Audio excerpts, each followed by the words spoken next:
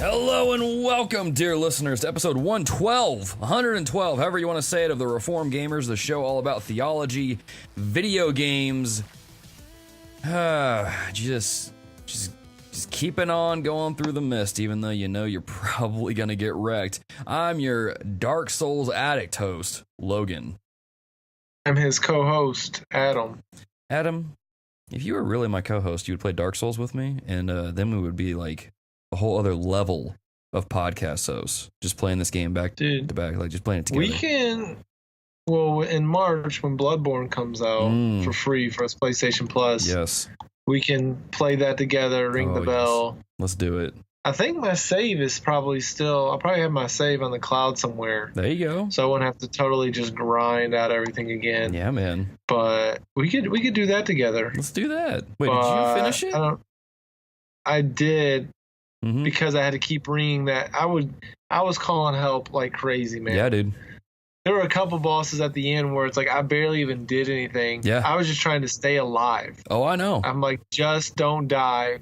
Please, random person on the internet who is OP, destroy this boss for me so I can get to the next one. Yep. Dude, I remember that. The I last enjoyed two bosses. everything.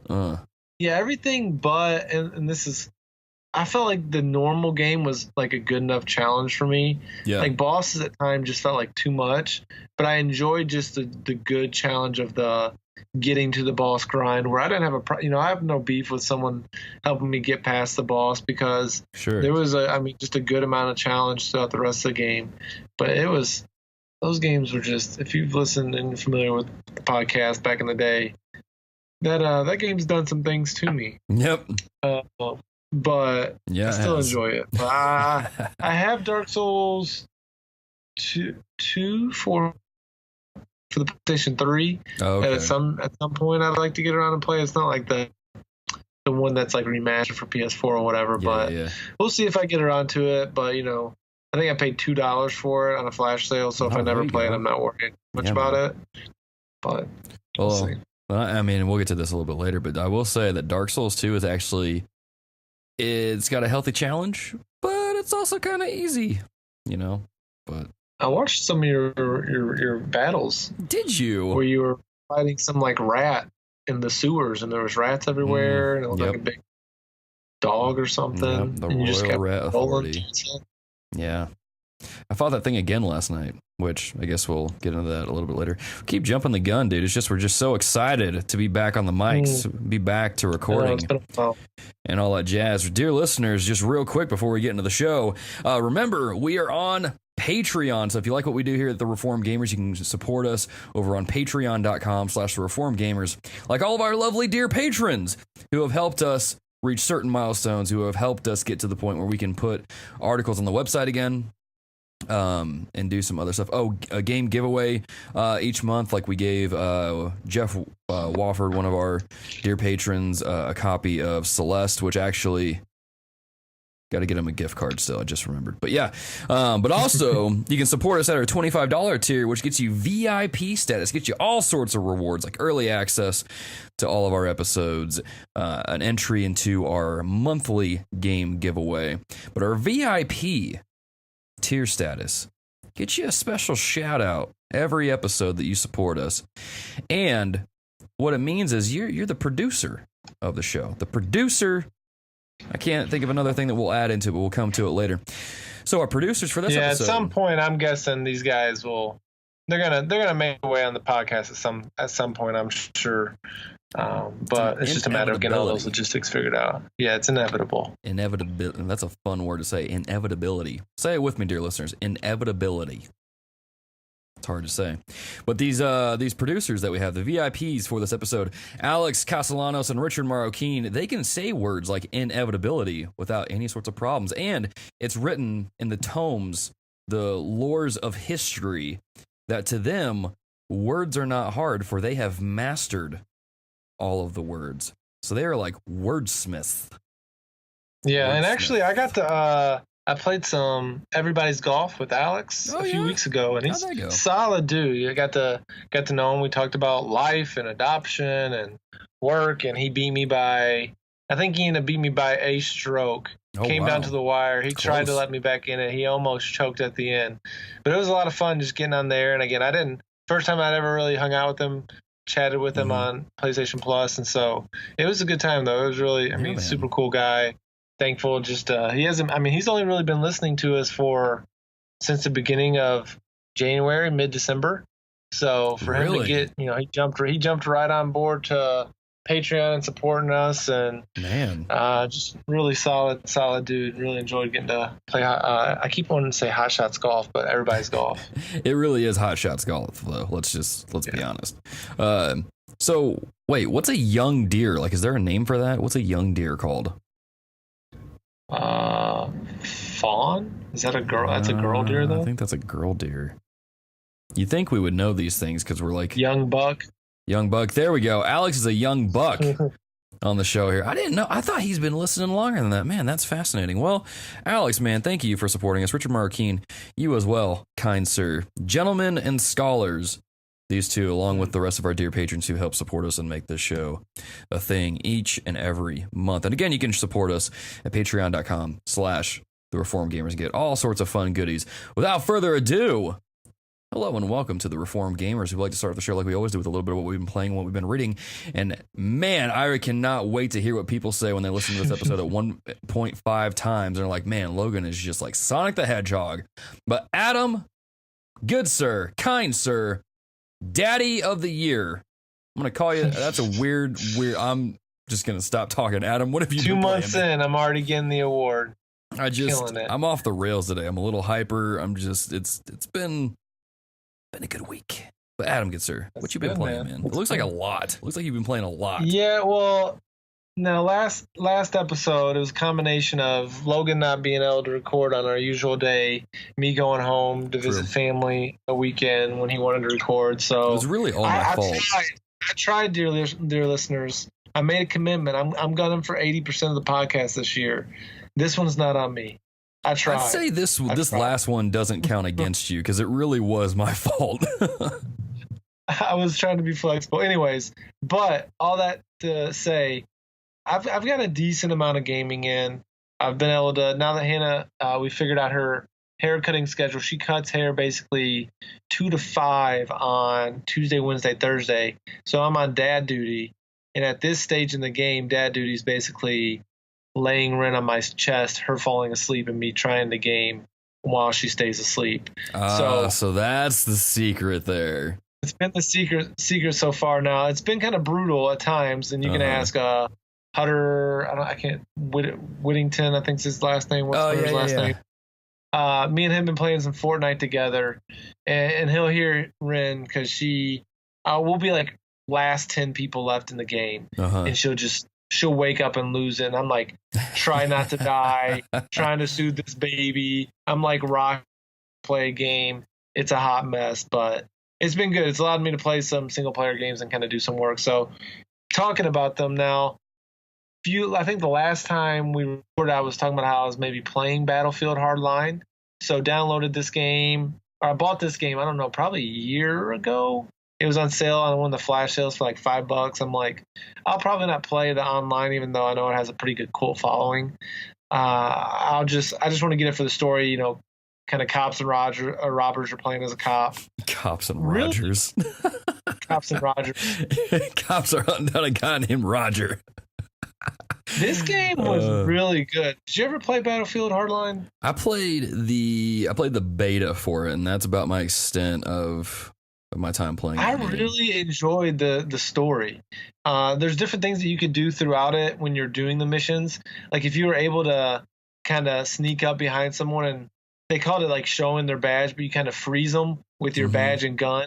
You could kind of almost go stealth through each mission. And I'm not a stealth guy. No. But this was like an extra level of challenge of, okay, I don't want to have the entire facility or wherever I'm at trying to attack me, because the AI was relatively intelligent in the game. They'd fling. So I was legit trying to sneak around, and you can handcuff them. And so they just kind of lay them down. You can kind of see where they're looking and stuff like that. And then you can disable alarms and such throughout different levels to also prevent backup being called. So the graphics were phenomenal. It was really cool. They had a lot of different characters that you'd probably know in different TV series. It had the chick from Percy Jackson who's been in like San Andreas. I'm trying to think of her name right now. She's a pretty well-known actress. Like they actually like you could like the character looked like her. Mario. She's been in San Andreas. She was in I think Baywatch, Percy Jackson back in the day. She's in it. One of the doctors from The Good Doctor is in it. Hispanic guy. He's in the game. There's another Hispanic guy that's well known. I don't know his name off the top of my head, but he's in a bunch of TV shows. So it's got some really good acting in it and some voiceovers. But it's probably, I think I put in maybe 8 hours or so at most into the story. But I really, really enjoyed it. Again, I wrote an article on the website about why I play old games. I'm really glad I went back and played this game. And so I'd probably give it a solid, just talking story, I enjoyed the story. 7.5, 8 out of 10. Like really solid single player game, different challenges, different types of things. It wasn't easy. It wasn't something I coasted through, but and then, I mean, even the way that you can personalize the different guns, just really, really solid game. I really enjoyed it. You can probably it goes on sale pretty often on PSN, or I'm sure you could get it on eBay for less than $10. So something worth checking out if you never got around to it and you like first person shooters. Continuing that trend of first person shooters, I played through the story mode of Call of Duty World War II. Nice. I've been playing a little bit of the online multiplayer, but more of just a solo. How many loot boxes did you open in the multiplayer? Be honest. I haven't opened up one. Oh, okay. I don't even know where you open them up. Like Adam's resisting that temptation. There's all these different things. It's like, oh, you can use these tokens done like this. I'm like, I literally have played maybe 3 or 4 hours of the online. I haven't played a ton, just with one of my buddies. But the story mode also in this one, extremely good. Probably the best graphics I've seen on PlayStation thus far. Really? Probably because I've got a PlayStation 4 Pro now, and so that helps with the HDR. And this game was like built from the ground up for the PS4 Pro, but it looked fantastic. Again, had another really pretty well-known actor. He was in the show called The Donnellys. He's one of the main characters. It's got the guy from Transformers. Marky Mark? No, not Wahlberg or Shia LaBeouf. He was like the commander with Tyrese. He was in. Last name starts with a D. Oh, he was in that one show, like the casino show. Yeah. I know who you're talking about.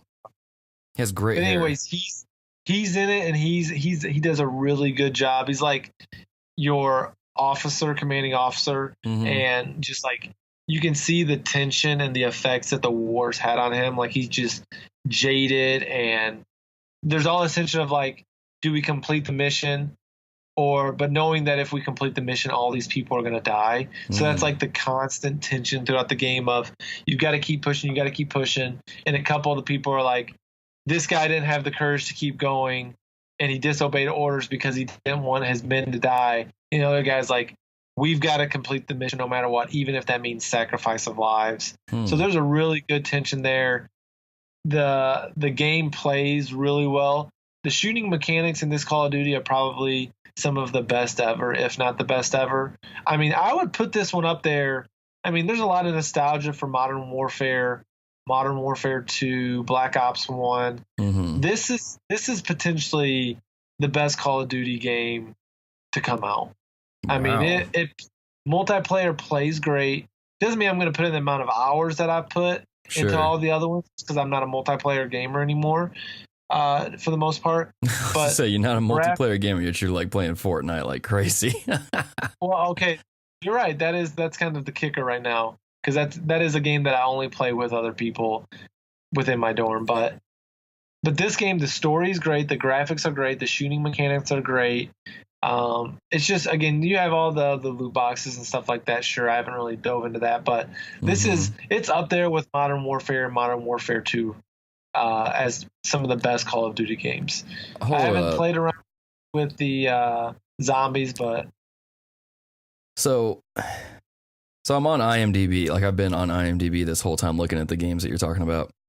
David Tennant is in this Call of Duty game.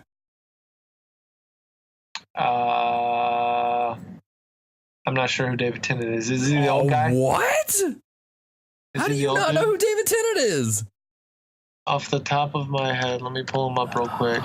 Adam, did you watch Jessica Jones? I did. You know Purple Man? He's in it. Yeah, that's David Tennant. If he's in it, he's not. You can't necessarily tell maybe as much as some of the other characters. Isn't he Doctor Who also? Yeah, he's Doctor Who. One of the best. Man, all right, I'm going to play this game now. I didn't know David Tennant was in there. Again, the story, it's 12 missions. So it's 12 missions, and none of them are that long. There's a couple of different things. There's like one airplane mission that you kind of jump into. It's not very long. Usually I'm not a big fan of flying missions. That one's not bad. There's a couple shorter tank scenarios you just jump in. They're kind of just jump in, jump out. They're not very long. They're like, hey, we need covering fire in this location. So they'll like send you over to the tank and you kind of take over the tank from another angle. So again, pretty cool how it works with that. But it's a really good Call of Duty game. I know Call of Duty, everyone loves to hate it. It's like, oh, Call of Duty, blah, blah, blah, blah. It's a good game. It's a good first-person shooter, good story, great graphics. If you can get past it's easy to hate Call of Duty, I think you'll like it. Again, it's not the space Call of Duty where everyone's double jumping and flying across the map and sliding. It's World War II. We all love that time era for war games, and so I think a lot of people, if they actually gave it a legit chance, would enjoy it. So, anyways, I'll red box that. I'll red box it just for David Tennant. Oh, you red box it. You could beat it in 2 days. You probably could beat it in a day if you wanted to. I'll just put it on baby mode and just breeze through it. Yeah, and I died a decent amount, but it's not overtly hard on normal. It's not too bad. Fair enough. Continuing along, I'll try to speed through this a little bit more. I'm 4/6 of the way through Celeste. What is this? So what is this fraction? 4/6 of the way. I think there are 6 levels, and I've completed 4 of them. Okay. So I've never heard someone describe a game as like, I'm 4/6 of the way through a game. I'm more than halfway. I kind of saw, it looked like there was six kind of levels to the mountain. I've died over 800 times. I've got like sounds about 65, 70 strawberries already. There so you go. I've done pretty good. Yeah, man. I've got more than half of the strawberries on every level without trying too hard. So I feel pretty good about that. There you go. And I cleared the Pico 8 pretty easy. I beat it in like 25 minutes. So I'm feeling pretty good about it. Okay, so real quick, where did you find this thing at? Because I'm going through right now. Shout out to one of the dear patrons, Micah Hendrick, for telling me about the assist mode and all that jazz and how stupid easy it is to get the platinum trophy. I can't find this Pico 8 thing anywhere. I know it's in like chapter 3, but I can't find it. Yeah, when you get towards the end of chapter 3 and you almost are like in a laundry room, I think. Okay. And you can kind of jump up and you have to blow through a wall. So there's like some water on the ground, and you talk to what's the other character that she's talking to throughout the whole game? Theo. So Theo's in there. You can I think you can like jump up on a little level and you kind of blow through a wall, and it's in there. Okay, I know what room you're talking about now. Okay, I'll go try that out. So that's where it's at. So this is a great game. Yeah, there's dude. no doubt. It is a fantastic game. The dialogue isn't too much, but it is helpful to kind of keep you going through it. I think the hotel level was fantastic, just with the kind of character kind of talking to himself. Yeah, man. And that evil side of him. Really, really enjoyed that level. I'm almost finished the mirror level, so I'm almost done with that 5th level, I think. So, dude, chapter 6 is where it hits hard. Chapter 6 was my favorite one in the entire game. So well, I will beat it by the end of next week. I'll have it done. We'll be heading up to Michigan for a part of spring break, and hopefully grinding more in Xenoblade 2. I'm in Chapter 7, still chugging along. Man. I will beat this game in less than 6 months. I will beat this game in less than 6 months. I will beat this game in less than freaking 6 months. I promise I'm going to do it. But I'm on Chapter 7. I still enjoy the game. I don't put as much time into it because I'm playing some games on the PS4 Pro and whatnot, but I still enjoy the game when I pick it up. The side missions. I don't mind managing all my different characters and doing all these different things. I'm still enjoying the game for what it is. I mean, I still got I want to play Golf Story on the. I definitely got to get out to Stardew Valley still. So those are 2 games. But other than those 2 games, there's not a lot of other Nintendo games that are drawing me right now. I know there's a lot of great indies. Sure. I mean, I'm playing Celeste, but so I'm okay with still riding the Xenoblade train out until I finish it. But and now I got to bring in. I'm kind of shifting lanes a little bit. The dear listeners are not going to believe what I'm about to just say, Logan. They're not going to believe what I'm going to say here in a second. Let me guess. You got the platinum trophy for Barbie Horse Adventure. Close. Oh. This may be worse. Oh. I currently have plugged into my television an Xbox One. Yeah. I mean, as the PlayStation fanboy that I have become, I used to love the Xbox 360. I've given you a hard time, and a lot of the dear listeners a hard time about the Xbox. But I had a resident. He hasn't been using his all semester. He said I could borrow it. I'm trying to play and connect up with some of my guys in the dorm that play Fortnite. And I wanted to try this game called PUBG out. Oh. I've only played once. I had to try it out. I got it downloaded. The guy let me use his login so I could download it since I'm not keeping the system. Sure. So I played it, and I'm like, how do I want to talk about this? Graphically, the game looks like trash. Oh, snap. Okay. It's. I mean, you can tell it's early access and beta. Now, I mean, it's cool. You can grab all the different gear. I think there's a lot of things I don't understand. I need someone to bring me along, teach me the ropes. I lasted I think I finished 36, but I didn't really see anybody until I died. I'm running across the field, and all of a sudden someone's like pop, pop, pop, pop, pop, and I'm dead. And I'm like, son of a gun. I didn't get to shoot my weapon. I saw another car coming at me. I'm like, all right, I'm gonna shoot this guy. He ran into a building and died, and his car blew up. So I'm like, all right, killing it. But hopefully I'm gonna play more of it, maybe over break. I'm gonna connect with hopefully my buddy Wink. He's big into it, teaching me the way. I'm just so used to Fortnite in this game while yes, it's battle royale style, it's just very different. And so I think I will probably enjoy it once I get some people to play with. And again, I've literally only played one game, so it's hard to judge it, but I'm just it just doesn't look good. And I mean, Fortnite is a cartoony game, but with this most recent update, that game looks unbelievable. It looks so good. You talk about a development team going all out on a game. The way that they are pouring into Fortnite is unbelievable. And for it to be free is yeah, they just keep doing updates, keep making it better, keep adjusting the guns. I mean, that game, the dev team is remarkable. It's amazing how much work they put in the game that is free. Okay. Again, PUBG, it's just different. And again, still early access. I understand it's not this full-fledged game, but it just doesn't look great. And I'm also playing on an OG Xbox One. So I'm sure if I had an S or an X or even was playing on PC, it would look a lot better. But I think give me a few more hours with it, I will end up liking it. But so far, I mean, again, one game in, I'm just like, all right, this is going to have to grow on me because right now I'm not there. Yeah. But I'm anticipating it will. Give me a squad, give me a chicken dinner, and I'm sure I'll be all in. Yeah. And then you'll go right back to Fortnite. And then your first love. Yeah, my first love. So I know it's a lot that I've been playing. That's kind of where I'm at now. Yep. So Logan, give it to us. Where are you at? I'm just sitting here thinking, man, I'm like, yo, Adam, let's be honest. Give your wife a break from mom duties and actually do some parenting. Things like dude, you don't even know. You don't even know. I'm just pulling your leg. I'm just like, dude, this guy's a new dad and he beat all these games. He's playing all these games. Oh man. Granted, That's like 6 hours. That's like 6 weeks of work. I know. I was about to say, to be fair, it's been a month. So, I mean, you're doing a lot of catching up, but I'm still just like, dang, I have a lot to look forward to when I become a dad. It's that tummy time. You lay that baby on your stomach and it's awesome. See, watch though, with my luck, I'll get twins, and then one of them will be totally calm, the other one will be like throwing a fit, and it'll just never stop. It'll be like a seesaw kind of thing, going back and forth.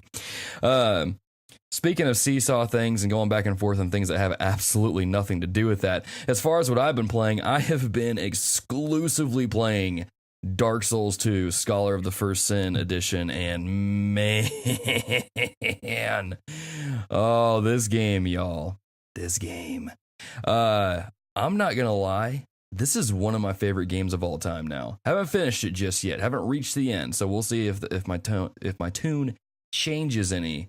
But man, so I was playing the game, right? And dear listeners, if you missed our Dark Souls episode with Josh Barkalow from the So Talk to Me podcast, you can go back and listen to that. I highly recommend it. Got through my first save file. Got about 24 hours into it. And I had this feeling, I'm like, okay, I feel like I'm missing some things. I feel like I'm not speccing my character correctly, and I don't have the item that lets me go reallocate all my points. And I feel like I'm just not building my character out right, like the way I want to. So I'm gonna start a new save and see what happens. And so I started a new save. Started following a guide that was going to walk me through. I'm pretty sure this is like 100% guide, so I'm probably going to get the platinum trophy for this game by the time I finish. And so I'm about 24. Yeah. I'm like, basically I've put in over 40 hours into this game altogether. And I'm at a point now where my character is basically a tank. Like, I can take so many hits, but I still throw out so much damage, and I just wreck shop, and it's so good. For those who have played the game, I just reached Drangleic Castle, and I just walked in there, kind of kicked the doors down and was like, yo, King Vendrick, I'm here for your gold. I'm here for your coals, your boots, and your motorcycle. Because this is a ancient game, I'm here for your dragons. So come on, what are you waiting for? I'm right here. Come on, do it. You know, and it's just, by the way, all you anime fans out there, this second character is created to look like Major Armstrong from the Full Metal Alchemist series. And it's kind of hilarious to see him go through the game and just wreck shop. But I've reached a fever pitch moment with this entire stinking series where I am just enamored with everything. The music is fantastic. I've been listening to the Dark Souls 3 soundtrack for the past week and a half, and man, I tell you, making spreadsheets has never been more epic at work. It's so good. But and for those of you out there who have been kind of leery of playing this game because of the difficulty, do not let it stop you. Do not let that keep you from playing this game or giving it a shot. Because it is designed so well that all the subtle nuances to how the game works, to how the levels are designed, it is just so darn near perfect that I am thoroughly impressed by this game. Now, I know Dark Souls 2, to a lot of the more seasoned veterans of the series, it's kind of the low point for a lot of people. A lot of people say it's a little too easy, but for me, someone just now getting into the Dark Souls series proper, aside from Bloodborne, I'm impressed. I stinking love this game. Do you plan on playing the third one? Oh, absolutely. I bought that with the DLC during a flash sale or something like that. And so I got it for like $25. So I will absolutely be playing Dark Souls 3. I put out a post in the Facebook group the day before I took a Facebook sabbatical, so I have no idea who commented on it. But I put a post out on there asking if anyone was still playing or if anyone was interested in enrolling a new character or maybe helping me out a little bit. So hopefully we'll get some time in with the dear listeners. But dude, it's just the level of satisfaction that this game gives you from it's just smart the way that you play the game, like just the way that you pay attention to the enemies and you see their move sets and you see their weaknesses and then you exploit those weaknesses and you overcome these challenges. It's been incredibly cathartic for me. It's just been, and Josh said something in the last episode talking about how the game can be a metaphor for fighting sin. And man, I tell you, he's on to something with that. There's just something about overcoming these challenges in games, or at least in this game, that you can just relate or parallel to real life in such a visceral and authentic way that it's encouraging and empowering at the same time. I mean, I just fought this boss for the second time, which is basically a giant spider. Anyone who's known me for a long enough amount of time knows that I have arachnophobia. And thankfully, through the grace of God over the past few years, that fear has lessened to where it's not quite as bad. But playing this one section of the game where it's literally nothing but you fighting spiders that are giant has just been incredibly empowering, you know? And it's just, I love it when games do that. It's one of the things I love about Bloodborne is that it makes you face your fears in a very artistic and subtle way that when you walk away from the game, you're no longer as scared of that thing that you were before you played the game. It's just fantastic, fantastic game. I just, so good. Love it. Oh man, dear listeners, if you want to hear us gush about Dark Souls, go listen to episode 111. It's just so good, dude. So good.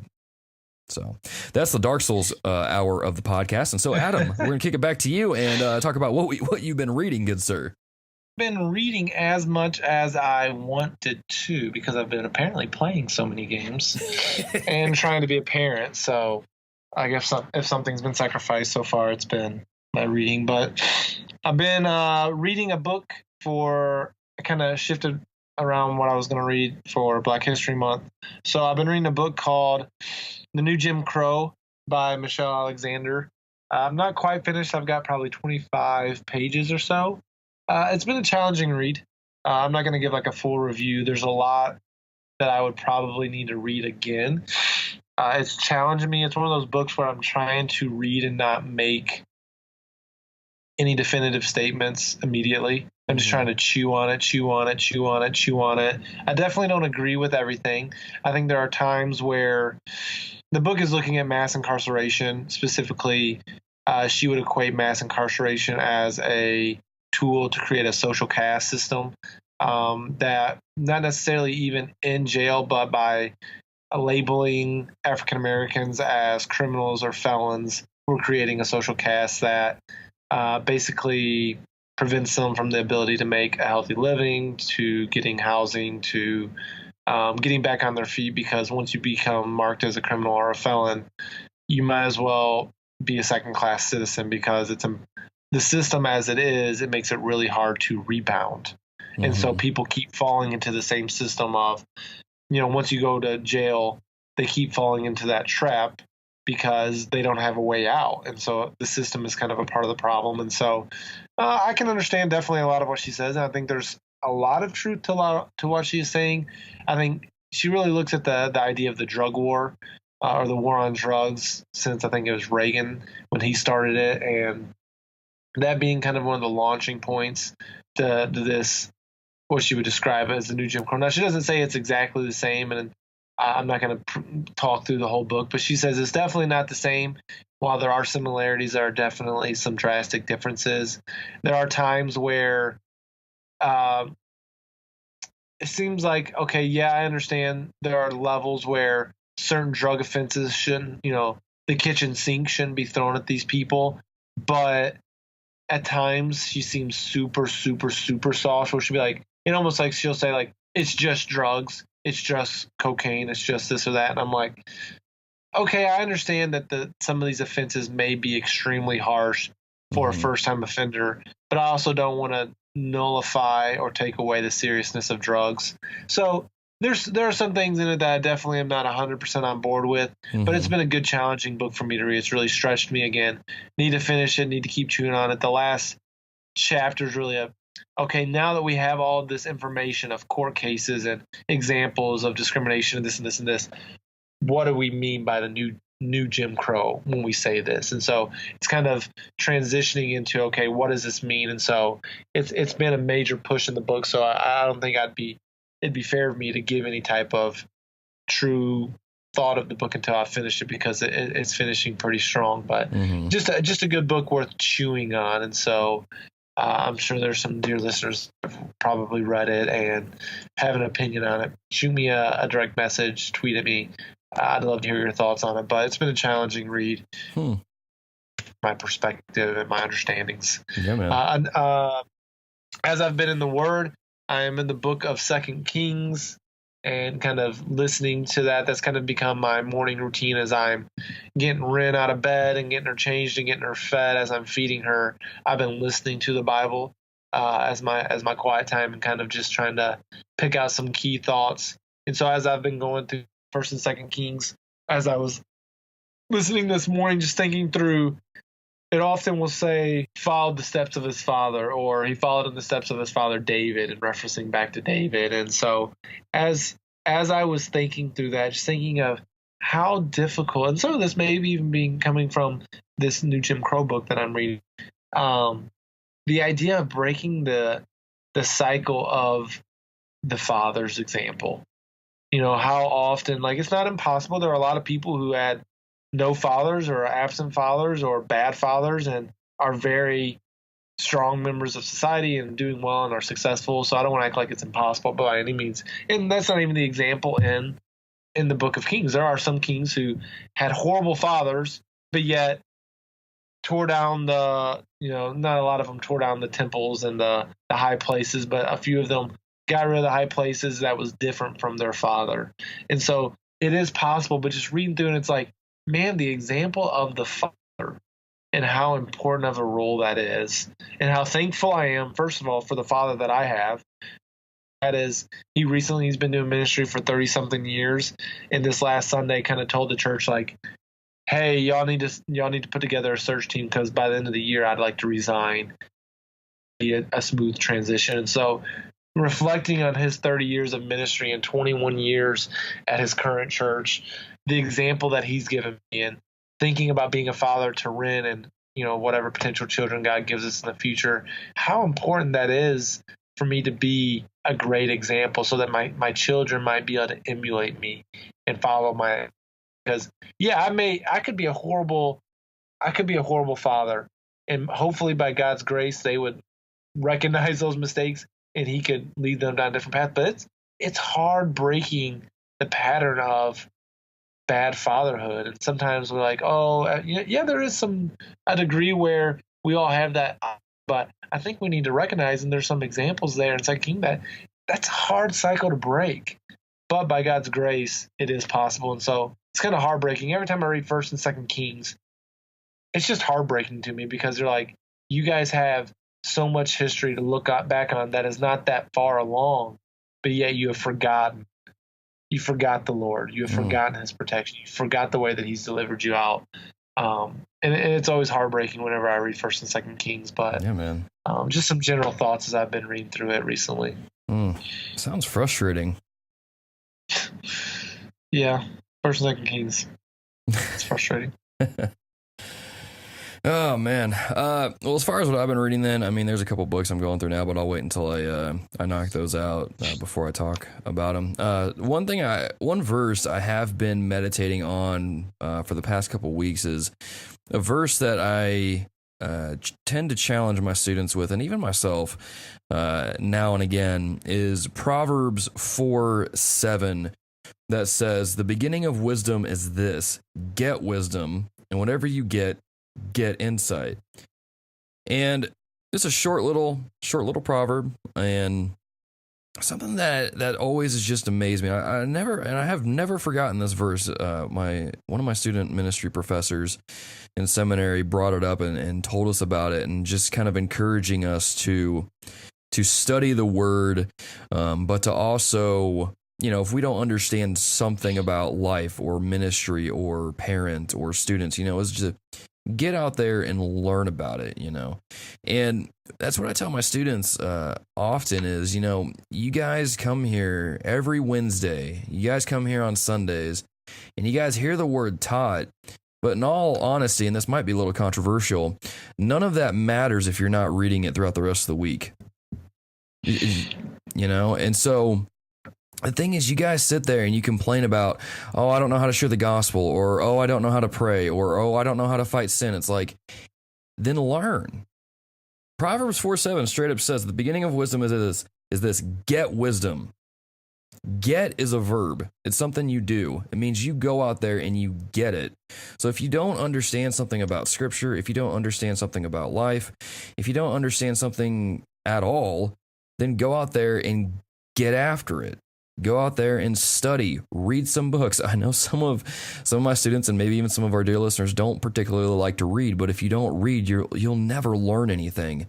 And so if you want to get wisdom on something, if you want to learn more about the Bible, about prayer, about anything really, get wisdom. And then whatever you're reading or studying, take your notes, get insight. That means you go and you compare notes. You go and read other books of the opposite opinion.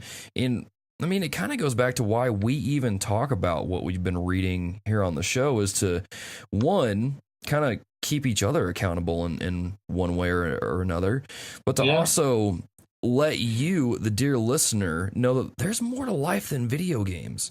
I know that's probably like an old tired saying, but it's true. If all you're doing is playing video games in your free time, you're doing something wrong. Get some reading in there, get the Bible in there, absolutely. But when you come across something in scripture that just confuses the crap out of you, wrestle with it. And then when you're done wrestling with it and you got some notes, go read a book about it. Go study some more. Don't ever get to the point where you think, I know enough about prayer. You could always learn something new about prayer. I thought I had prayer down to a T, and then I read Spurgeon's Power of Prayer book, and I'm like, I know nothing about prayer, apparently, because Spurgeon's just like dropping bombs over here, like just blowing my mind with truth, and you will never know 100% everything about a certain topic.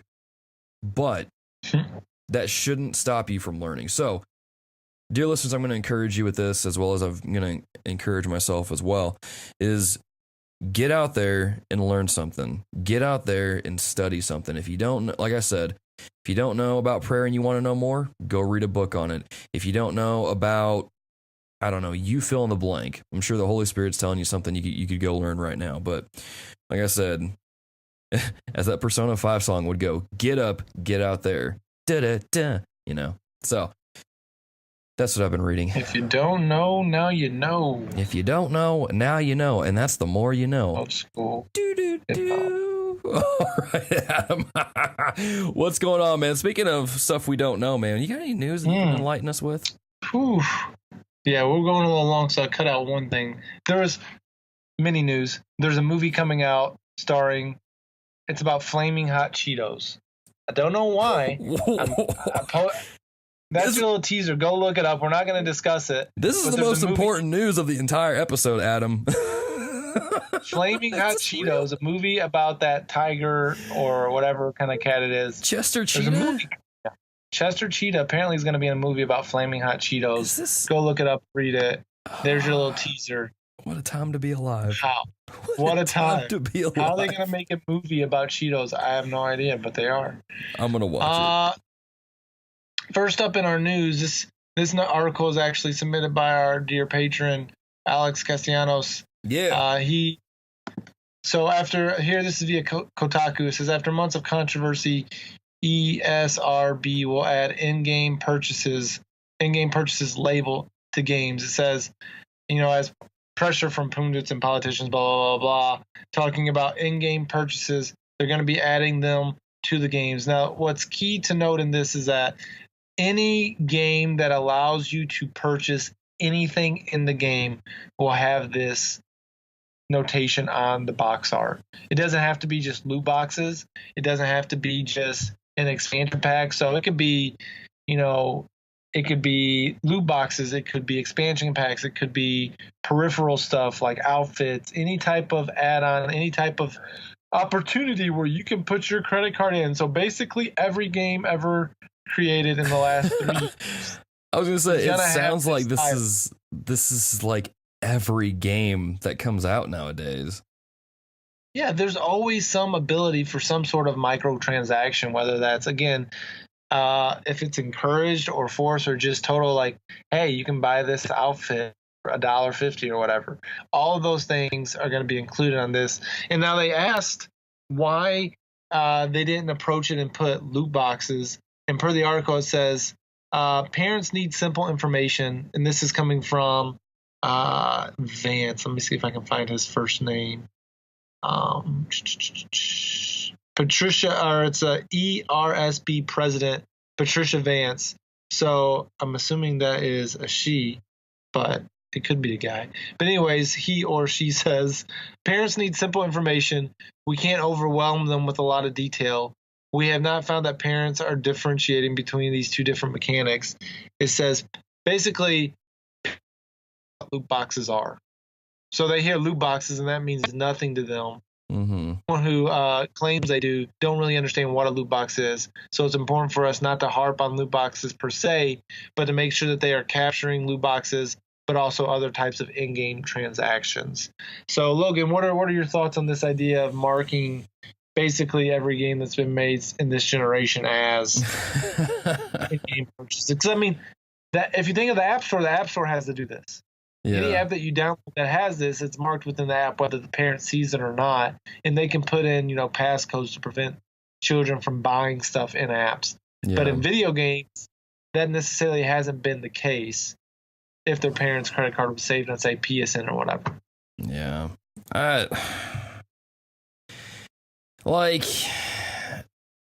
It's a good start, but at the same time, I guess I don't see the point of it. Like, I don't really see how this is going to help necessarily, because not all DLC or in-app purchases, I mean, they're not all the same, And so yeah. I think a lot of games, I mean, we'll use this as an example, is The Witcher 3 has 2 DLC packs, and you can buy some other add-ons and stuff like that for the game, but nothing really heinous, quite like the Star Wars Battlefront 2 fiasco from a few months ago with their loot boxes. And so it's like, to put just a broad label on the game is lumping quality content that is meant purely as an add-on, as an extra story, lumping stuff like that in with these gross, grotesque, abominable loot boxes that are, quite frankly, there are games built around these things. Lumping those in the same category doesn't make sense to me, and I don't know what kind of wording ESRB could have used for something like those in-app purchases. I don't know how they could have made it better, but at the same time, it just, to me, when I read this article, it just seemed like ESRB is being a little lazy here, and they're not really putting forth the effort to really make a distinguishable mark between those two things. And I get that they have research that shows, parents don't really know what loot boxes are. It's like, yeah, well, parents don't really know a whole lot about a lot of things. That doesn't mean that and I don't mean that to be like a jerk or anything. It's just me being in youth ministry, I've come to find out some parents just don't know a lot about what their kids are into, and they really need to, and it's kind of frustrating that they don't. So, but that's not an excuse to not educate parents and help them out a little bit. There's you could put something on there that says like story DLC available, or kind of like what the App Store does on iOS, in-app purchases, or just something to help distinguish and let parents know, okay, so this game has story content, that can then be added on. And then this other game over here has these predatory practices that will entice my child to take our credit card or use their own money and spend copious amounts of money on what it boils down to essentially gambling. So I just, in a nutshell, too long didn't read, just seems lazy, feels like there was more that they could do. And just this idea of saying, oh, well, parents are ignorant isn't an excuse, you know? Yeah. Just, I don't know. That's where I'm at. Well, that leads me to our next news article about how parents have no idea what they're talking about when it comes to, a lot of times, video games. The White House says Trump will meet with members of the video game industry next week to talk about why video games are apparently causing school shootings. Now, this, we're going to do our best. In no way are we trying to be insensitive to the people who have been impacted by these shootings in Florida. Yeah. But we are saying that this is ridiculous, that they are relating video game violence in video games to these school shootings. There are plenty of other reasons, and so I should get into the article briefly. It says, the White House said today that President Trump will meet with executives from the video game industry to talk about violent games, a reaction to last month's shooting in Parkland, Florida, that left 17 dead. It says he'll be meeting with members of the video game industry to see what they can do on that front as well. It's not clear who Trump plans on meeting. One person familiar with executive-level matters in the video game industry, who asked not to be named, said that this was the first that they or anyone has ever heard of it. So the realistic, does this meeting ever really even happen? I'm going to probably guess no. Then there was an update that says that the ESA says that it is not aware of this meeting. And here's the statement from the lobbyist. So this is basically the video game industry's lobbyist group. That's the Entertainment Software Association. It says that the ESA and their member companies have not received an invitation to meet with President Trump. The same video games played in the U.S. are played worldwide. However, the level of gun violence is exponentially higher in the U.S. than in other countries. Numerous authorities have examined the scientific record and found that there is no link between media content and real-life violence. The U.S. video game industry has had a long history of partnering with parents and more than 20 years of rating video games through Entertainment Software Rating Board. We take great steps to provide tools to help players and parents make informed entertainment decisions.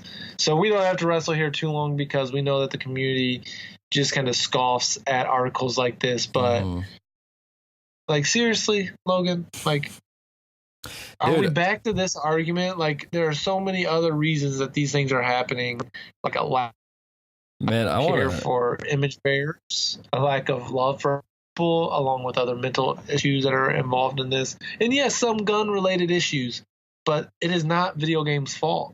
Yeah, that people are shooting up high schools. So I want to say a few things. One, I sincerely thought you were saying Trump was meeting with video game industry to create like a Trump game, and I was like, I'll try that out, but then it went a different route, and I got slightly disappointed.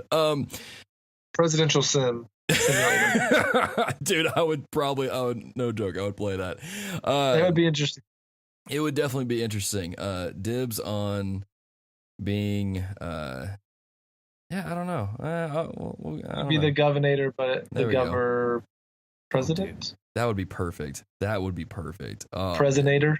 The president. Come on, I'm gonna sign the bills. I'm gonna veto this one. You know. What was I gonna say? Second of all, yeah, it's what you said. This argument has been thrown around since Columbine. As a kid, and when that occurred. And it's just like what is it ESA? Yeah, it's just like what they say. There's numerous authorities, there's numerous articles, there's numerous researchers out there that have come to the conclusion that this stuff doesn't cause these things. It's the problem of they're trying to, and this is getting a little too political. When did our show get this deep, dude? It's the problem of trying to, how do I say this? It's the problem of trying to fix everything else except for the person that commits these acts. It's not. I mean, full disclosure, I've played Mortal Kombat since I was 6 years old. And not once have I gone out and ripped someone's spine out and ripped it above my head in triumph. You know, that just doesn't make sense. Now, there are people, I will admit, that are at a point mentally that they can't distinguish between a game and real life. I'll admit that. But the problem is that saying, oh, well, we just won't do M-rated games anymore. Well, then, if you're going to do that, you have to be consistent across the board, and you got to get rid of R-rated movies. Even PG-13 movies now are getting pretty bad. You got to do it with books. You got to do it with everything. And so I don't think the appropriate response to these kind of things is to point the finger at other things. It's like, how can we as a community, as a body of believers, as a society, come together and help those who are hurting, who are damaged, who need help, get them the appropriate help to avoid situations like what happened in Florida. And I'm not trying to demean that whole situation or what anyone has gone through, and I'm not saying that their experiences don't matter. They absolutely do, and their voices and their thoughts certainly matter in this conversation. But ripping things away like this is not going to solve the problem. It's not going to. If it would, yeah, it seems like, yeah, I don't know. That's where I'll end it. No, it's like they're trying to find. In my opinion, this is it's a distraction. You're distracting yourself from the other issues that are apparently, I'm all about people having the right to bear arms. Yeah. Can they make it harder? Sure.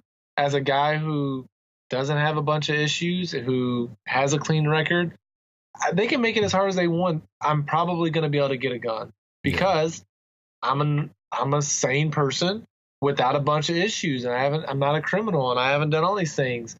So make it a little bit harder. I'm okay with that. Now there's a lot of people who probably disagree with me on that. Whatever. Sure. That's fine. We can disagree. But okay, let's look at some of the mental health issues that are associated with this. Let's talk about some of these other angles again from a morality standpoint of people don't value people anymore. They don't. This student killed people because he doesn't value human life anymore. And the students who bullied this student or whatever, at whatever stage of life, whenever that was, they didn't value him. We don't value life anymore. There are a lot of other.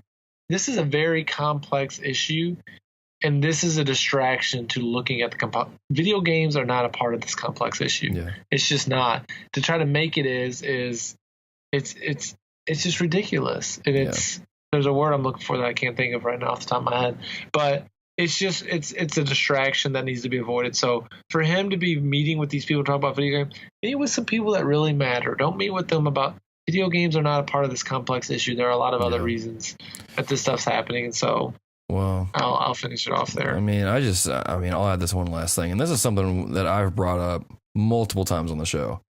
It's just remove the stigma from mental illness. Focus on that. Work on that, make it better, and I don't know, maybe we'll actually see some change there. Granted, we won't see any change or large, meaningful, grand change until we all, go to Christ and are in there and letting that kind of work through us. But I just, I feel like I'm talking like nonsense, but words are hard. Anyway.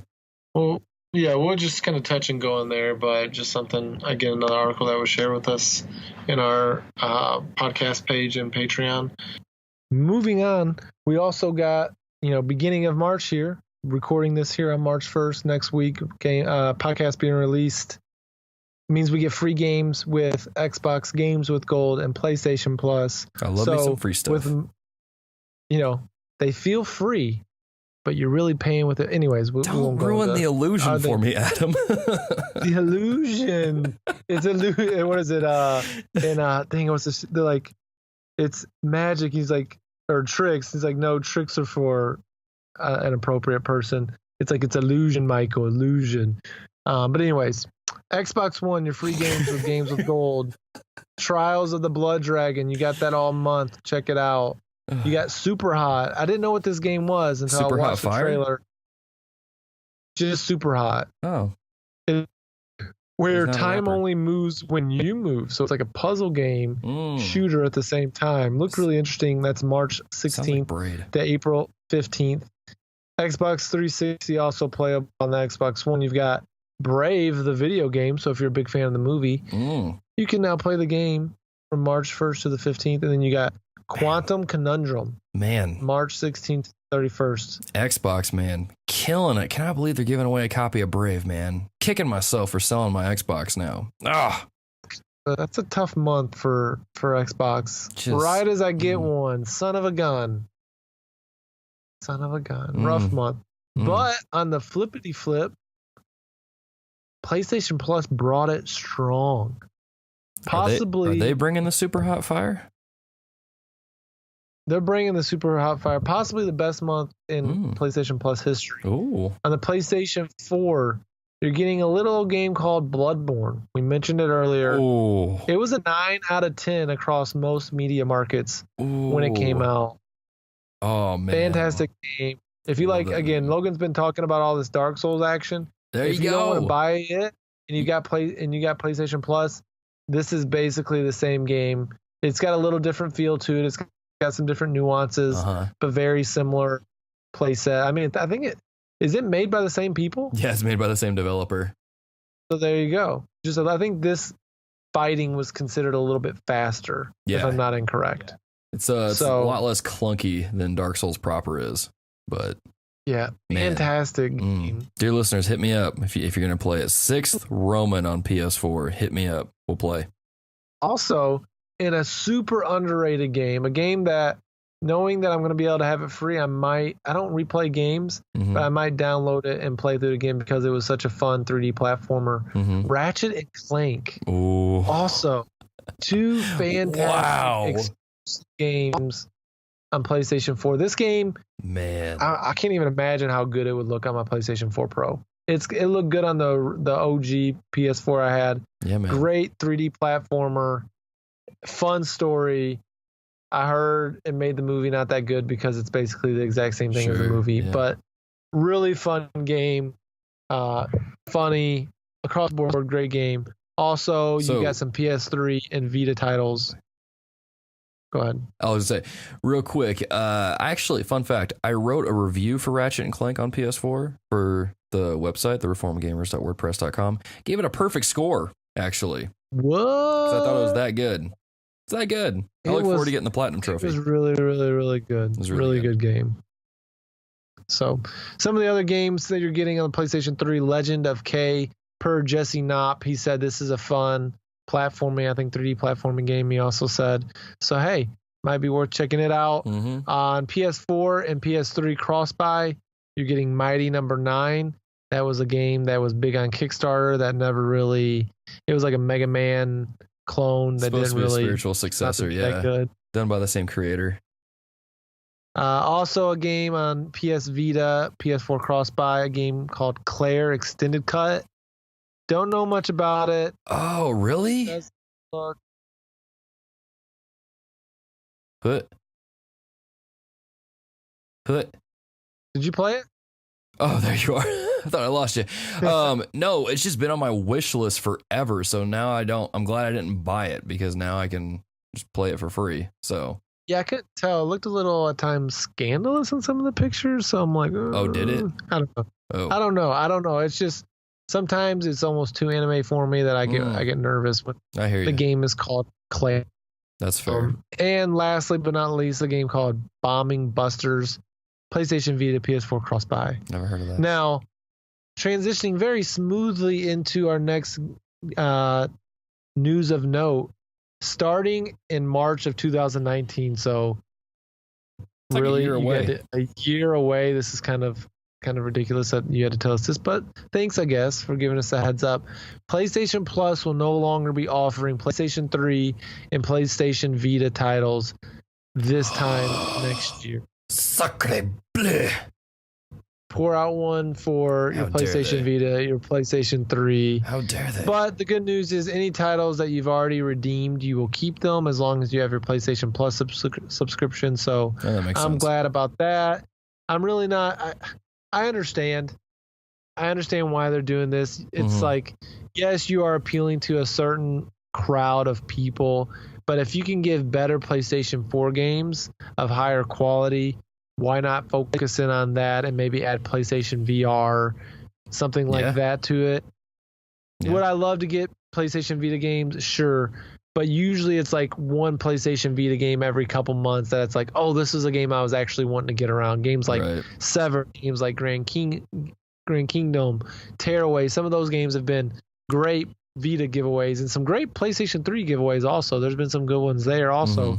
But I'm not mad that they're transitioning out. It kind of makes sense. You just wonder, are they going to give away 4 PlayStation 4 games, 6, because right now they give away 6 games each month. How are they going to make up for that adjustment? Because there's no way PlayStation fans will be satisfied if they say, all right, we're not giving away 3 PlayStation 3 or Vita games, and you're only getting your 2 PlayStation 4 games. I got a feeling that's going to rub a lot of people the wrong way. What are your thoughts about getting rid of the Vita and PlayStation 3?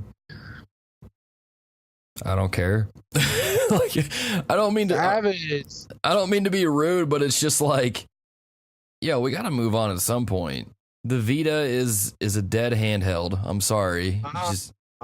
Switch came out I've played mine in months, but see there, because the Switch came out, and let's be honest, the Switch is the greater Vita. It really is. And so, the Vita had some great times. I enjoyed mine. They're just different. I mean, they're both great. They're different, but the Switch is what the Vita should have been. But I enjoyed my time with the Vita. I played some great games on there. Persona 4 Golden and Freedom Wars are fantastic standout titles on that system, but you gotta move on eventually. And this is them saying, hey, in a year we're going to move on from these things. We're gonna phase them out essentially, because you can't support them forever. They got to cut it off at some point. So you're going to be upset sooner rather than later, I guess. It just, is what it is. All I know is that I recently plugged in the Vita again. I'm like, I got to get this baby fully charged because I'm going to turn it on soon. I'm either going to jump back into Dragon Quest Builders or, I keep looking on my backlog on GG app, and I have a lot of Vita games on there that I want to play at some point still. So I'm going to turn it on sooner than later. I might even take it home with me next week. I may just focus on Celeste and a Vita game. Who knows? Most likely not. I say you just get rid of your Vita and just use the money to buy some Switch games. That's that Harry Potter gif of him just yelling like, never! That's never. Me. I'm never getting It's too many classic old games that I will get around to at some point. And I travel enough that it will get its use. All right. I'd rather play the Switch, to be honest. But yeah, again, can't we have both, Logan? I don't know, Adam. Can we? Let's discuss this on the loot box. I'm gonna give it to little Ren one day, and I'm gonna say, hey, play some PlayStation 1 classics. Here's Metal Gear Solid. Tell me what you think. She's gonna be, this game's garbage. Why ain't I playing this in VR? No, she will not say that. She will love the game, find it groundbreaking, and be like, wow, this game looks like garbage, but it holds up so well. Yeah. Like, why didn't you name me Solid Snake? Why didn't you name me Solid Snake? Why didn't you name me Shadow Moses? Anyways, moving on. We got a couple new games coming out in the next week. We've got March 6th. Final Fantasy 15, the Royal Edition. I think that's the PC release that's coming out that a lot of people have been waiting for. Well, that's cool. Not sure, but whatever. March 13th, Devil May Cry HD Collection. Logan, any interest in the Devil May Cry series? I like the first 3. They were fantastic. 4 was kind of meh. The reboot was, it was a thing. So I'm going to be honest, I'll probably pick this up at some point when it's on sale because I don't know. It's a fun series. If you've never played it before, give it a shot, but it's on Xbox One, PlayStation 4, and PC. So. Also on Nintendo Switch, this is kind of coming out of nowhere. Maybe it's on other people's radar, definitely not on mine. Kirby Star Allies is coming to the Switch on March 16th, so we're 2 weeks away from a pretty big Switch release. I'll give it a shot. I like Kirby games. They're not bad. And then lastly, on March 16th, the game I think you're excited about, PS4, Burnout Paradise Remastered. Logan, tell me why you're excited about this game. Take me down to the Paradise City where the grass is green and the girls are pretty. Oh, take me home. Because, dude, the soundtrack on that game is just so stinking good. And the fact that they're keeping Avril Lavigne on there, top choice. No, seriously. This is one of the best racing games I've ever played in my life. Might be a little bit better than Forza Horizon in some degree, but dude, I'm hyped for this game. I played this game a ton on the Xbox 360, and I missed out on a lot of the DLC, so the fact that I'm going to get to play that too, gimme. I'm ready to go down to the Paradise City where the grass is green, and I will not stare at any girls because I'm happily married. And I will just drive my car around really, really fast and pretend that I'm Vin Diesel from Fast and the Furious. There you go. Well, that's all the games I got. There you go. Oh, man, dear listeners. Well, guess what? We're just actually going to keep steamrolling through this episode and go on straight to the topic. So, Adam, good sir, how do we approach this topic? How do we set this up? What's the appropriate way to set the expectation of what it is that we're about to talk about? I have no idea. Me either. So, hey, I'm going to let one of the dear patrons do that.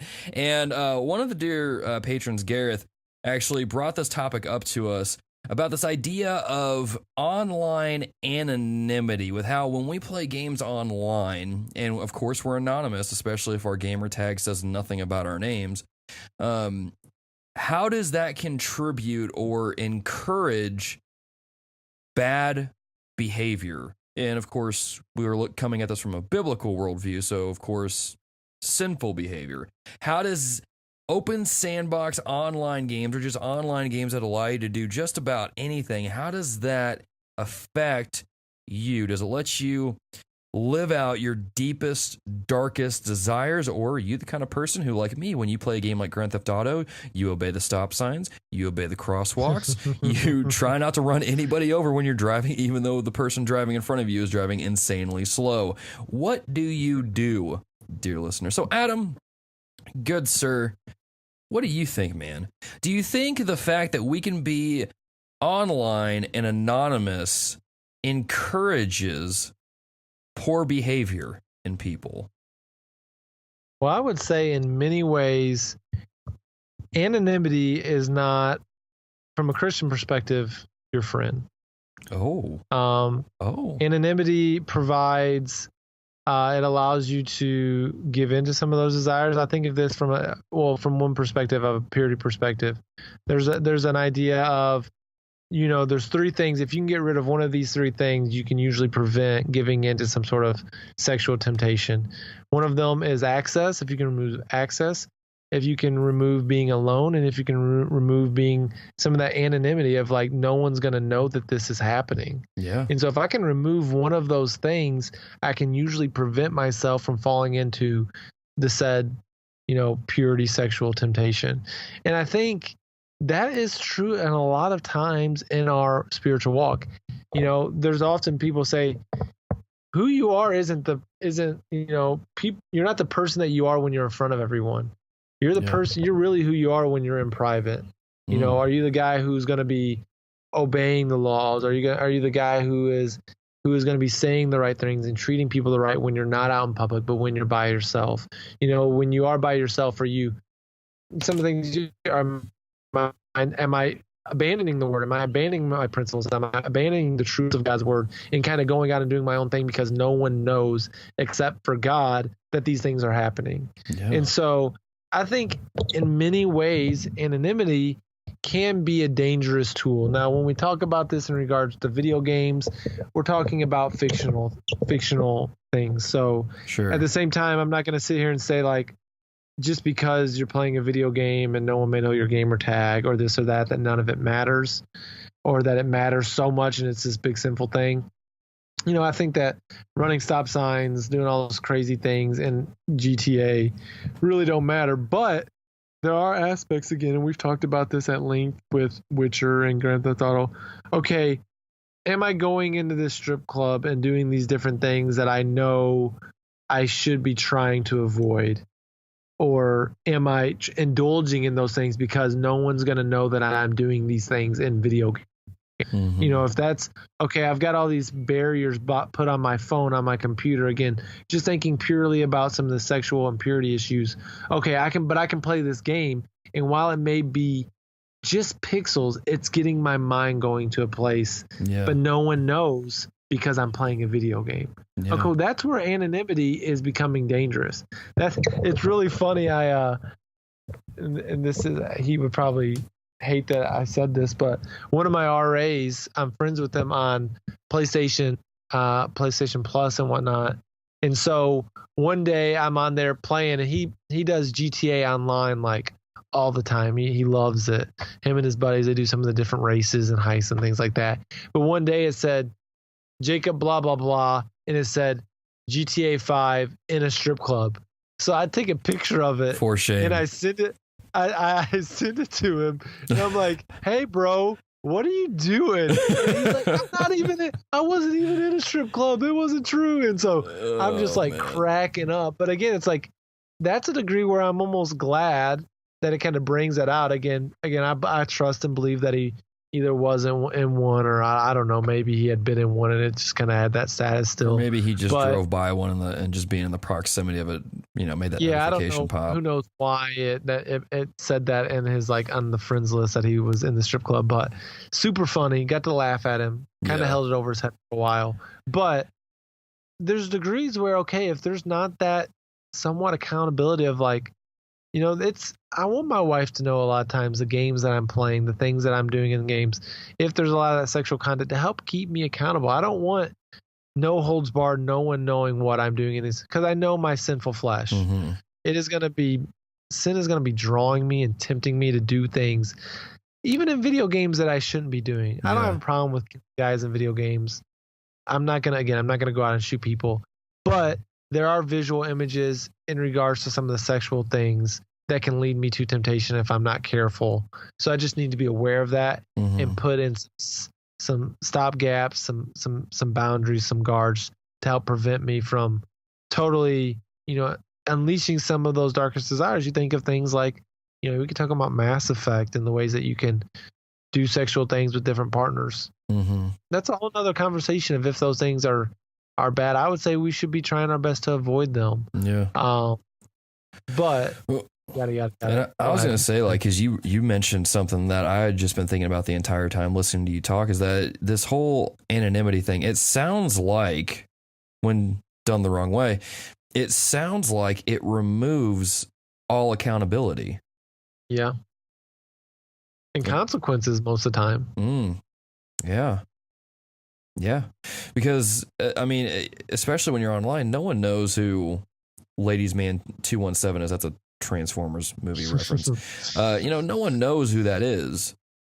And so in that anemone, it's like Finding Nemo, I'm trying to say it, anonymity. You don't have that accountability. And so you kind of have this idea of, well, I can do whatever I want. There's no repercussions. How is this going to get back to me? It kind of, it reminds me, because I spend probably way too much time on YouTube. There's a lot of videos on YouTube of people kind of trolling other people in lobbies. And some of them are funny, like people like Stone Mountain, do some really funny things. It's good, clean humor. But then there's other people I've seen who will get on there and just be really, venomous. And it's this idea of like, well, it's not going to come back to me. Yeah. No one's going to find out about it because I have a mask. I have something that removes all accountability, all responsibility even from me. And so I don't know. I think, I guess going back to the original question, I don't think anonymity encourages it necessarily, but it doesn't necessarily prohibit it either. Yeah. It provides opportunity. Yeah. Yes. And sometimes that's all sin really needs, is that opportunity. Yeah. And again, just because you have complete transparency doesn't mean that you're not going to fall into some temptation, but there at least is some built-in accountability protection. You're aware, like, someone's going to see this and be able to call me out. Yeah. And so there could be consequences and accountability and all these things. But just knowing that, and again, I've experienced this in different areas of my life. There's been times where, I came home a year and a half, just for full transparency. I'll share just a personal story. I came home from, and just talking about how this kind of relates to all areas of life, not even just video games. And we'll talk about, other areas of this here in a second. But there was a time I came home from break, or we were on Christmas break. I came down for a basketball game. I left Hannah up in Michigan. And just that idea of I was the only person in my dorm. I was by myself. And man, sin was tempting. Yeah. It was coming at me. Satan was coming at me hard because he's like, no one's going to know you're by yourself.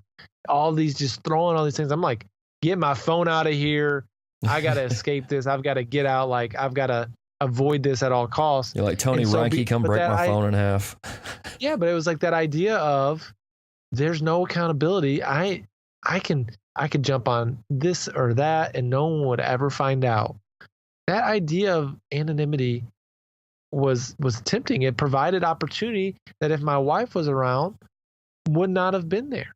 And so that's just kind of going back to what you said. Yeah, if my wife is around, I could still fall into temptation. I could still fall into sin. Sure. But there is some built-in accountability to that. But when I am alone, it doesn't mean I'm going to, but now opportunity is being presented and Satan is going to be doing all he can to pursue me and be throwing temptation before me. So it's just, doesn't mean you have to avoid it all, but I think, okay, am I playing some of it this may be one thing where it's like, okay, am I always offline when I'm gaming because I actually don't want people inviting me into games and I want to play by myself? This may be a question of, am I always offline because I don't want people seeing what I'm playing? Yeah. Because I know there might be some conversations that need to be had. There may be some people who are listening that, okay, you need to be asking yourself some hard questions. If I'm afraid of that, is this something I should be playing? Yeah. Or should I be having conversations with people? That might be an honest conversation somebody might need to have with themselves and with other people in their circle of accountability. Well, and it also kind of goes back to, just how you brought up circle of accountability is that we as Christians, specifically, we're not meant to live life alone. And really, no human is. I mean, when God created Adam, he saw that it wasn't fit for him to be alone, so he made a helper for him. And so we as just people in general are not meant to live life alone. This idea that, I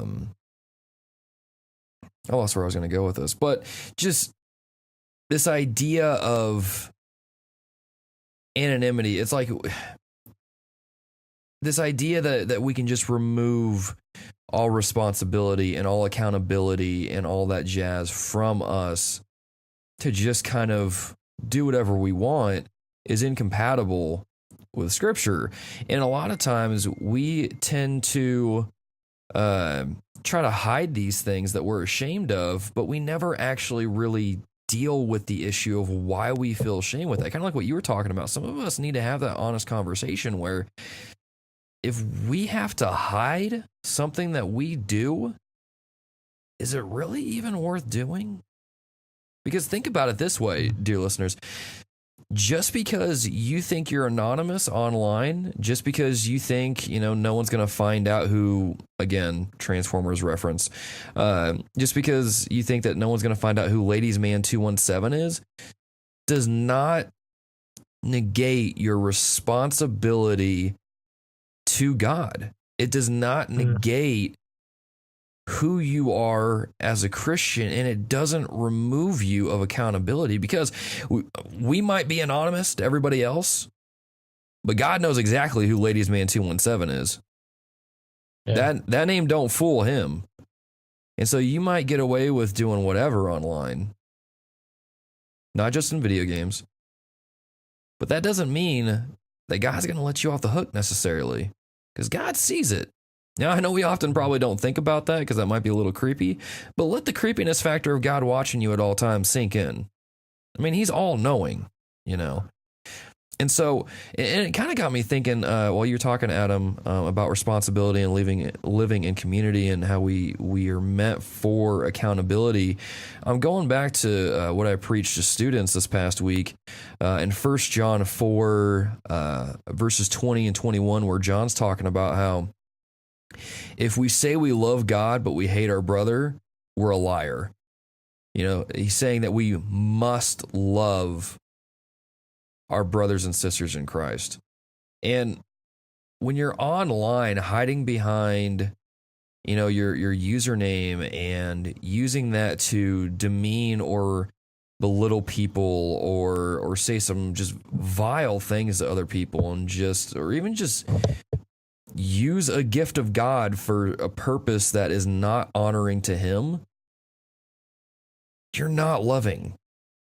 You're not loving yourself. You're not loving people around you. You're not loving God. It doesn't work. And it's like what you said, Adam. This is such a hard word. An anonymity is not inherently bad, but it can provide opportunities. And a lot of times that's all Satan needs to get at you.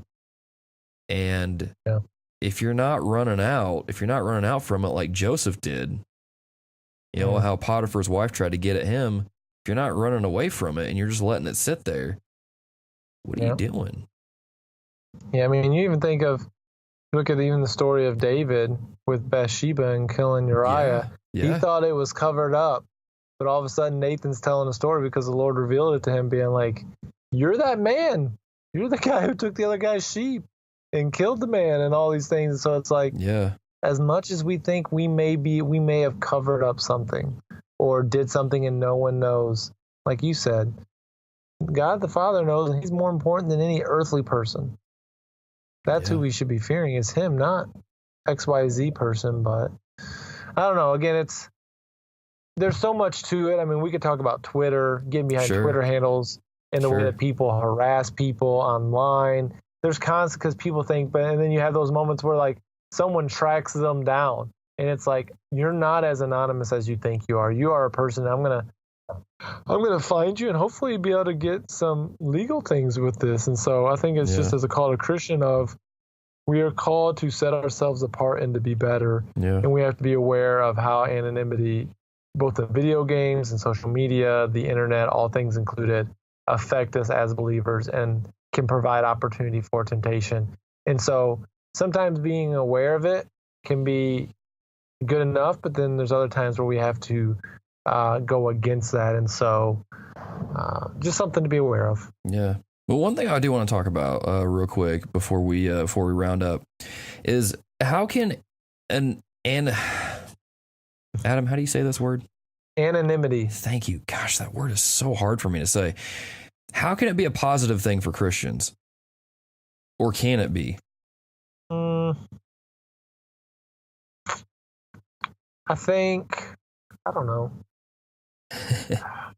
Because kind of here, I guess there's going to be ways where there's going to be certain places that maybe you wouldn't be able to go, but you can have access to people via the internet to share the good news and things like that.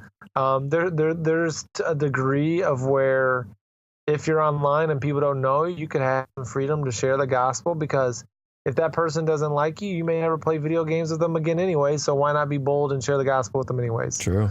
So I guess maybe there's some examples, but I don't have a ton off the top of my head of why anonymity is necessarily a good thing. The dear listeners may have some ideas of why it's good, but I don't necessarily have a ton myself. Yeah. And see, that's why I wanted to bring it up, is because you said something right there that I was actually thinking about while playing Monster Hunter, is this idea that, well, no one knows who I am, so why not share the gospel with them? Like, I mean, they're probably going to like go to a different lobby or something at worst case scenario, because I distinctly remember playing Monster Hunter World and being in a session with a bunch of people I don't know, and they all had their mics on. I know because I heard them talking and stuff.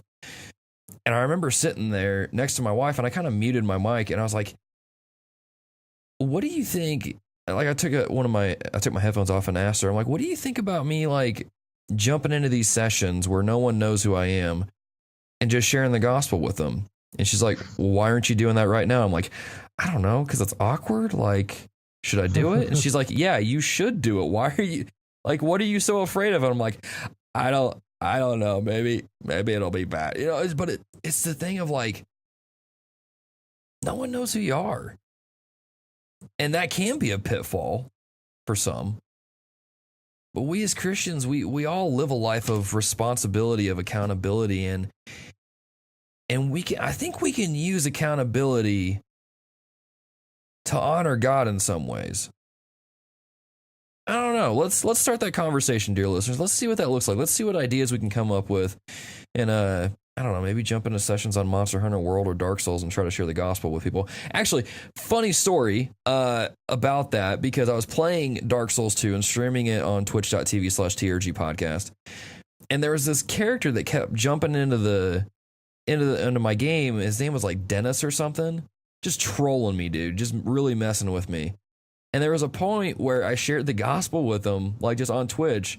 I was like, dude, don't be this guy. Jesus didn't die for you to be this kind of person. Come on, man. Jesus died for you so you could be free from your sin, so you could live in light, so you could help people, you know? And then come to find out that Dennis was actually a computer-controlled invader. So I shared the gospel with a computer. And but I mean, hey, you were faithful with what was presented to you. Exactly. I was trying not to let him get under my skin, although I'm sure the Twitch stream will reveal he definitely did on multiple occasions. But that's the thing, man. I think there's something we got here. I think Gareth brought something up here that we could all discuss. So, dear listeners, let us know what you think about this topic. Let's get a discussion going around this and see what we can come up with, and see maybe if there's a way that we can redeem this a little bit. You know, maybe we'll get Calvinist Batman on here to talk about that a little bit. Maybe in a loot box or something. I don't know. Anyway, dear listeners, episode 112 is coming to a close. But before we let you go, Adam, Recos, man, what should our dear listeners check out? Something me and my wife have got into over the last few weeks. We finished up Seinfeld on, if you've never checked it out, it's an old classic. My wife loved it. What was I've it? grown What to show be was a it? huge Seinfeld. Oh, okay, gotcha. Seinfeld. You ever watch Seinfeld? Oh yeah, dude. No soup for you. All that Long fun story. stuff. Hannah loves it. Hannah loved it. Got me into it. If you never checked it out, it's worth it. It's pretty good. But the show I want to recommend is a show called The Goldbergs. Logan, have you ever watched The Goldbergs? Is this like Goldberg the wrestler, or The goalie? I don't think I've. Oh, Goldberg. Nope. Yeah, I'm with you. But it's a show set in the 80s. It's a sitcom. It's on ABC.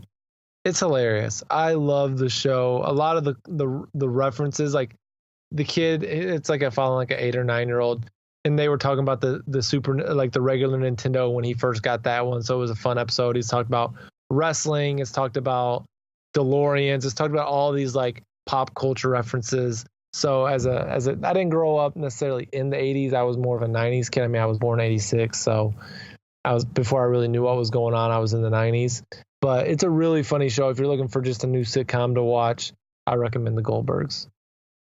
I'll check it out. You didn't steer us wrong with that This Is Us Reco. I mean, I'm an episode behind. No spoilers. I'm not even caught up. I'm still in like season 1. So I mean, I wasn't prepared for how much crying I was gonna do, but it's a good show. Good show. It'll get you. Dear listeners, as far as my recos go, play Dark Souls. Give it a shot. If you got a PS4 and you got PS Plus, give Bloodborne a shot. Again, hit me up on PlayStation. 6th Roman. It's all one word. You should be able to see it. Like the About Me section says, host of the Reformed Gamer. So I don't know how you could miss it. But yeah, give it a shot. Don't let the difficulty intimidate you. Kind of walk your way into the game. Give it a shot and see what you think. Because you never know. It might just be one of your favorite games of all time. And plus, me and Adam will probably play for a whole like 10 minutes before he scare farts again. But I'll play it. You know, ring that bell. I forget what item it is, but ring that bell. We'll jump in and play.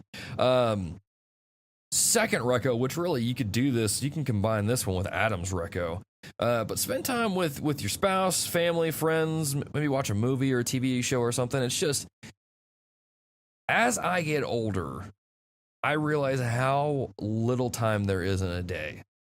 And you got to make every second count, just about. So take that time, spend it with your spouse. If you're married, if you haven't seen a friend in a while, invite them over, watch some movies with some friends.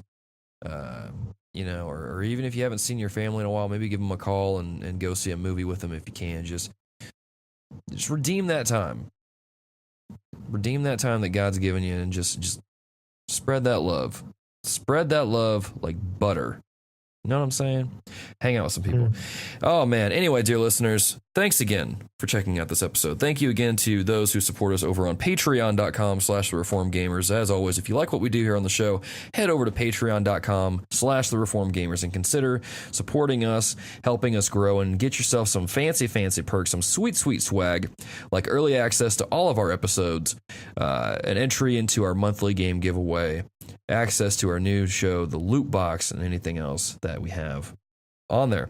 As always, you can follow us on YouTube at youtube.com/reformgamers. We have archives for our streams, video content, and episodes and things of that nature up there. You can also go to our website, thereformedgamers.wordpress.com, where you can see all of our new articles that we post 2 a month now, thanks to our lovely dear patrons. And you can check those out there. You can always go to iTunes and leave us a rating and review. Let prospective dear listeners know what's good about the show and what you like about it, so that way they may also become dear listeners or possibly dear patrons. We'll see.